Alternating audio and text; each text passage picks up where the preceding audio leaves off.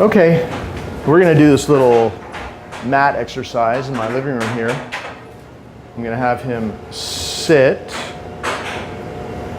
in front of the mat. You always make sure that he's waiting to be released onto the mat. He loves this little game we're about to play, so he needs your permission to go onto the mat.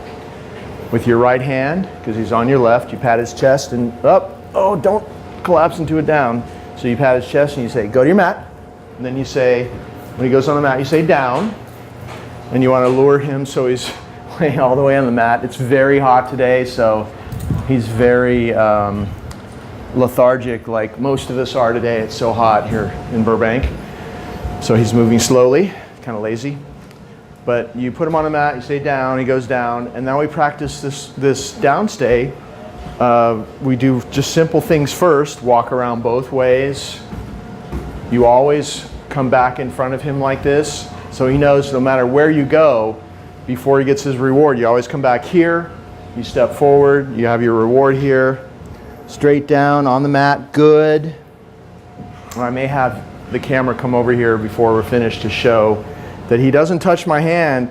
He waits until I withdraw, then he takes it off the mat. He's not grabbing my hand, he's not hyper and reactive. He's calmly waiting for me to deposit the reward on the mat and then withdraw, and then he takes it respectfully off the mat. It's very important that he's not reactive in any way, shape, or form when he's doing this exercise. So we're just practicing a basic downstay where you have the dog in a down and you walk around both ways and they don't pop up. Good. Everything he learns on this mat carries over to real life, so this is the kind of downstay he does now out in public as well. And he learned it here on the mat first. Once he can do that, then you walk farther away in the house. Like you can practice sitting down on the furniture, which very often makes the dog pop up. Good. Good.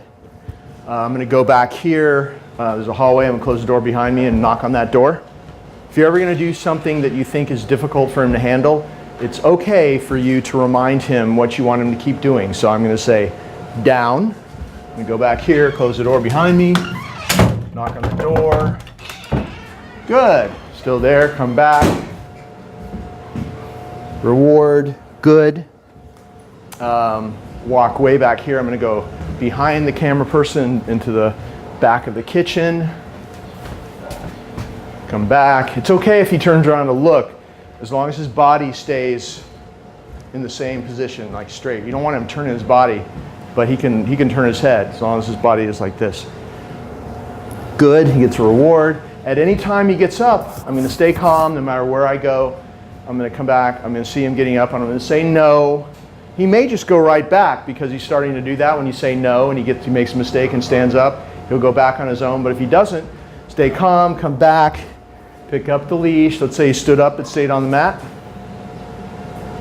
Do that. I already said down once. You want that first down to hold for the rest of the whole 5 minutes you're doing this. So you say no, and you put him back. That's all you say. Go back to where you went before. Do it again. He'll probably stay there next time. You come back. Good. You reward him.